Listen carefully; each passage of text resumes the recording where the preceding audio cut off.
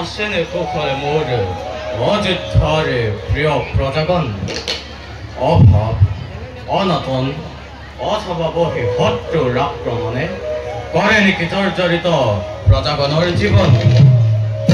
কক মন্ত্ৰীবৰ কক সকলোতে নকৰি পলম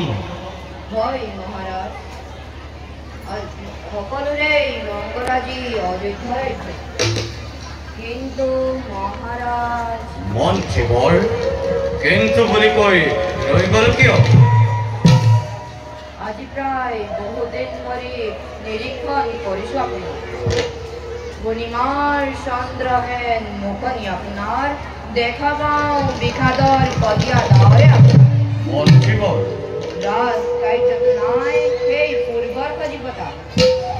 ইয়াৰ কাৰণ কি মহাৰাজ মন্ত্ৰীবৰ মহাৰাজ বুদ্ধিমত্তাৰ সাক্ষাৎ প্ৰতিমূৰ্তি আপুনি হোৱা নাই নে বোধগম্য আমাৰ এই উদাসীনতাৰ কাৰণ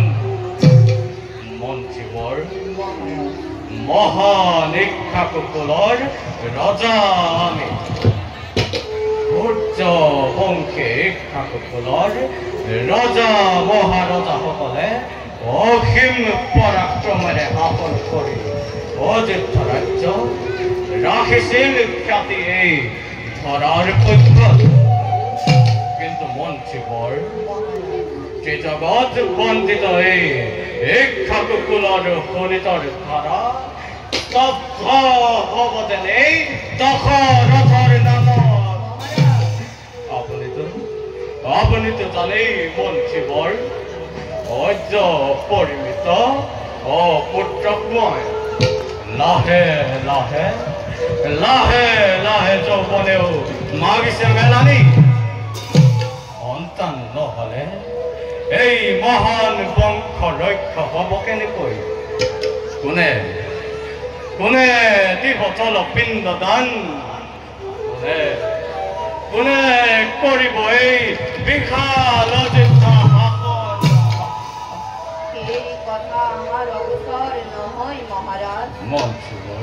ভাগ্যৰ লিখনিটো অখণ্ড তথাপিতো অন্তৰাত্মাই কয় নিশ্চয় নিশ্চয় পুত্ৰ মোক আপুনি দেখিব এদিন কিন্তু সেই দিনটো কেতিয়াকৈ আহিব মন্ত্ৰীবৰ এইবোৰ ভাবি ভাবি মই কেতিয়াবা বৰ অস্থিৰ হৈ পৰোঁ ইমান যে নিদ্ৰাবিহীন মই ৰজনী কৰিছো যাপন আপোনাক কেনেকৈ বুজাম মন্ত্ৰীবৰ বুজো মই আপোনাৰ অন্তৰৰ মৰ্মবেদনা বুজি পাওঁ সেই উদ্বেগৰ কাৰণ কিন্তু সদ্যহতে আপুনি সন্তানৰ চিন্তা কৰি পৰিহাৰ চিন্তা কৰক নিজ পুত্ৰ পত্ৰীক অযোধ্যাৰ শত শত প্ৰজাৰ কি হ'ল মোৰ অযোধ্যাৰ প্ৰিয় প্ৰজাগণৰ কিবা সংকেত তেওঁলোকক কৰিছে জৰুলা হয় মহাৰাজ পূজলা ভোলা শস্য শ্যামলা অযোধ্যা আজি মৰুভূমিলৈ পৰিণত হ'বলৈ বেছিদিন নাই মহাৰাজ মন্ত্ৰীবৰ পঞ্চবৰ্ষীয় অনাবৃষ্টিৰ ফলত অযোধ্যাৰ বিশেষকৈ দক্ষিণ প্ৰান্তত আজি প্ৰজাগণে অন্নৰ অভাৱত পৰি এই ৰাজ্য ত্যাগ কৰিবলৈ কৰিছে আৰম্ভ মন্ত্ৰীবৰ ইয়াৰ কিবা এটা ব্যৱস্থা কৰক মহাৰাজ কে কলে মন্ত্ৰীবৰ দক্ষিণ অযোধ্যাত আজি এনেকুৱা অৱস্থা প্ৰণাম দেৱৰ্ষি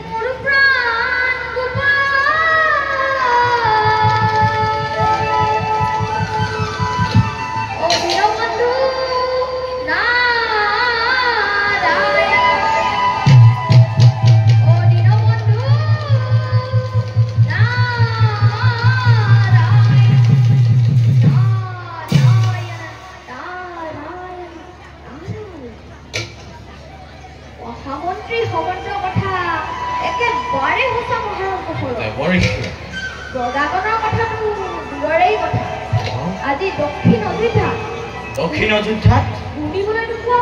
পক্ষীৰ মাত সকলোৱে তোমাক ভিক্ষাৰী অযোধ্যা ত্যাগ কৰিছে চিৰদিনলৈ ইয়াৰ কিবা এটা ব্যৱস্থা কৰক বিদ্যামন্ত্ৰী ৰাজা দশৰথ অন্যথা অযোধ্যা নামৰ স্থানৰে ৰাখিবলৈ তুমি কলে দেৱৰ্ষি জন্মভূমি ত্যাগ কৰি অযোধ্যাবাসীয়ে ত্যাগ কৰি পশু পক্ষীগণে ধিক্কাৰ দিয়ে এই ৰাজা দশৰথ এয়া মই কি কাৰ্য কৰিছো মত্ত হৈ বিষয়াৰ ভোগ বাসনাত উত্তীৰ্ণ হৈ সন্তানৰ চিন্তা নিজ সন্তান সদৃশ প্ৰিয় প্ৰজাগণক মই কৰিছো অৱহেলা নাই নাই নিশ্চয় ইয়াৰ মই কৰিম প্ৰতিকাৰ হে দেৱৰ্ষি বিকালৈক্য মাত্ৰ কিবা কৰি ব্যক্ত কৰক মোক কিবা হেতু অনাবৃষ্টি অযোধ্যা ৰাজ্য দেৱৰ্ষি ইন্দ্ৰ নদীত মেঘ গণে কিবা হেতু বৃষ্টিপাত কৰা নাই তাক আমি নুবুজিলো দেৱৰ্ষি শুনা মহাৰাজ দশৰথ কওক দেৱৰ্ষি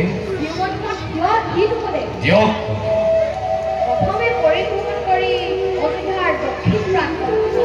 ৰাজ সাহায্য প্ৰদান কৰা তুমি ভোগাদুৰ্গতা তাৰ পাছত গমন কৰি অমৰাৱতীপুৰে সুদাগৰী দেৱেন্দ্ৰক তুমি ইয়াৰ কাৰণ তোমাৰ শক্তি শৰীৰত পৰাজিত কৰি দেৱেন্দ্ৰক সন্মুখনত বৃষ্টিপাত কৰাব তুমি অযোধ্যা ৰাজ্য উত্তম দেৱৰ্ষি আপোনাৰ বাক্য শিৰোগত কৰি প্ৰথমে যাম মই ভোকাতুৰ প্ৰজাৰ মাজত প্ৰদান কৰি অন্ন বস্ত্ৰ ৰাজ ভঁৰালৰ পৰা প্ৰজাগণৰ মই ৰাখিম জীৱন তাৰ পাছতে চাম ভালদৰে কিদৰে বৃষ্টিপাত নকৰে দেৱেন্দ্ৰই অযোধ্যা ৰাজ্যত মোৰ অসীম ভকতি পৰাজয় কৰি দেৱেন্দ্ৰক বাধ্য কৰি মই বৃষ্টিপাতৰ হেতু সেই দেৱৰ্ষি কৃপা কৰি সোঁৱৰালে ৰাখক কৰ্তব্য নিজৰ অযোধ্যাৰ শত ৰজা প্ৰজা সবাৰে হয় আপোনাৰ চৰণত জনাইছো মোৰ সহস্ৰ প্ৰণিপাত ৰাজলক্ষ্মীয়ে পুনৰ বাস কৰক অযোধ্যা ৰাজ্য তেন্তে ৰাজন এতিয়া আমি বিদায়হে মাতিম এ হৰিণ